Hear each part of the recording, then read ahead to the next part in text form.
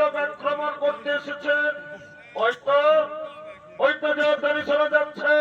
হ্যাঁ হ্যাঁ হ্যাঁ, কে আমাদের নাগ লোক আক্রমণ করতে এসেছে? জনসখীবৃন্দ, আমরা সবাই লুকিয়ে লুকিয়ে দেখবো কে সে বীর পুরুষ আমাদের নাগ লোক আক্রমণ করতে এসেছে। জনসখীবৃন্দ, আমরা লুকিয়ে পড়ি, আমরা লুকিয়ে পড়ি।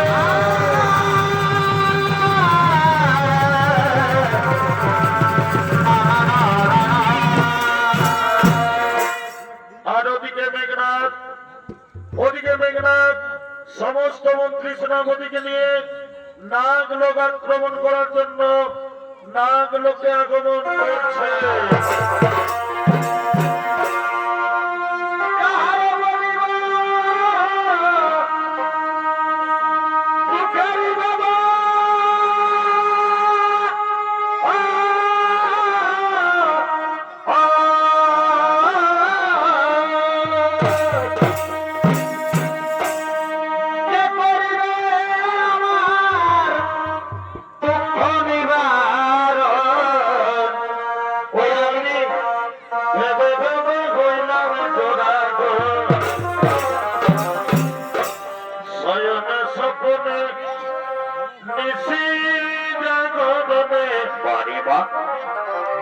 শয়নে স্বপনে নিশি জাগরণে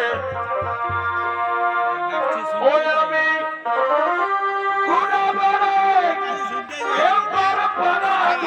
কেনে কেনে ওই আমি ঘুরে বেড়াই কেউ পারা পারা দুনয়নে ভরে ধারা গো আমার দুনয়নে ভরে ধারা গো।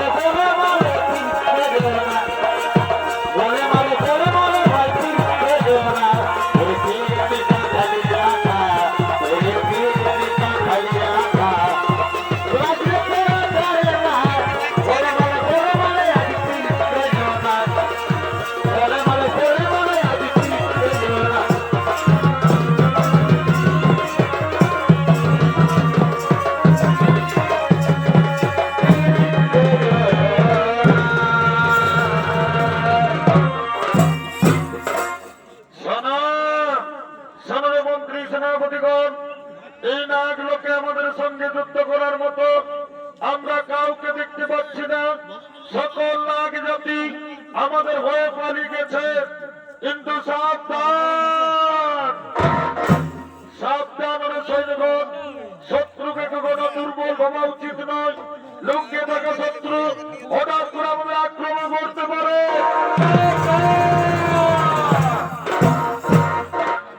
সাবধান রাক্ষসপুত্র, সাবধান।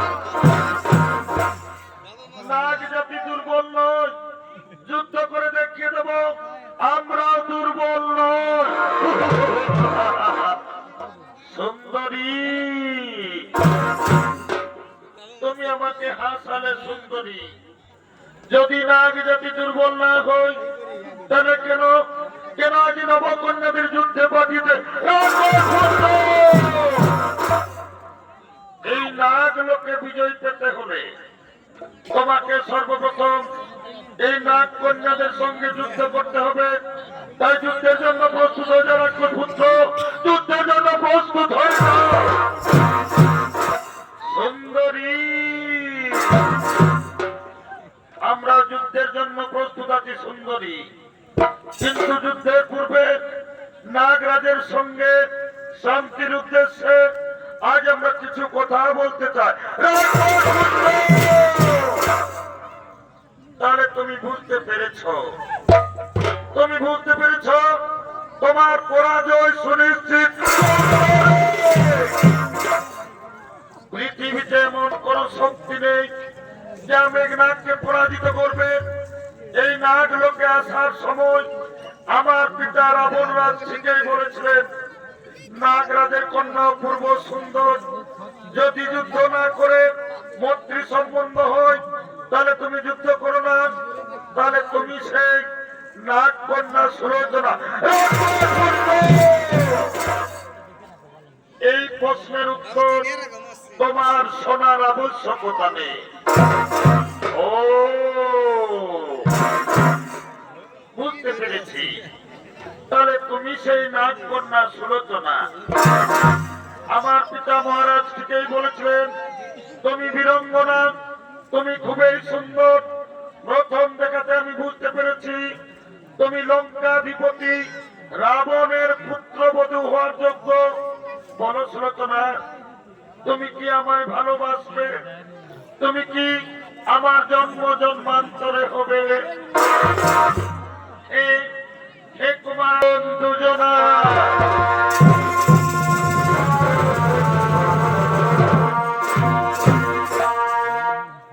তোমার নাকে দিব না ছাবিয়া, কি আমি কানে দিব দুল। হরে হরে, সুন্দরী তুই রাখিস আমার জাতিমান কুল গো। বারে বাছারি, সুন্দরী তুই রাখিস আমার জাতিমান কুল। এই হাতে দেব হাতের বালা,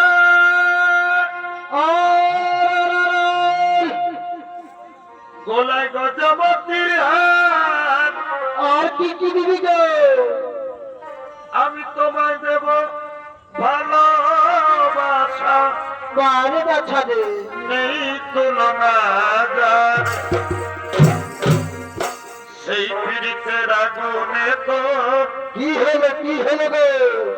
এই ফুটবে বিয়ের ফুল। হায়। সুন্দরী তুই রাখিস আমার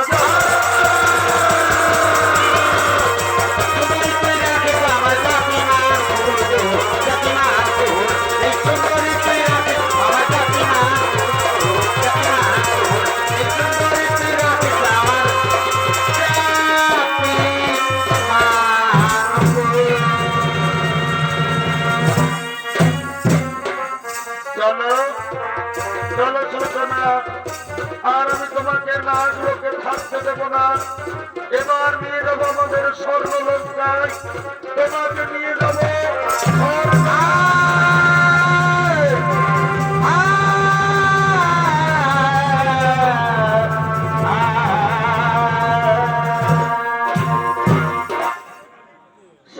দর্শক মন্ডলী, আপনারা সকলেই জানেন কৈকেয়ী বিড়ম্বনায় রামচন্দ্রের 14 বৎসর বনবাস হয়। বনবাসে থাকাকালীন লঙ্কেশ্বর রাবণ যোগীর বেশে সীতা হরণ করে। রামচন্দ্র বানর সৈন্যের সহায়তায় সীতা খোঁজ করে। রামচন্দ্র বানর সৈন্য নিয়ে লঙ্কায় যায়। শুরু হয় রাম রাবণের মহাযুদ্ধ। মোট 10 দিন যুদ্ধ হয়। লঙ্কার বলশালী যোদ্ধা কুম্ভকর্ণের মৃত্যুর পর মহারাজ রাবণ একটি সভা ডেকেছেন। ওই সভায় আছেন লঙ্কেশ্বর রাবণ, মন্ত্রী, সেনার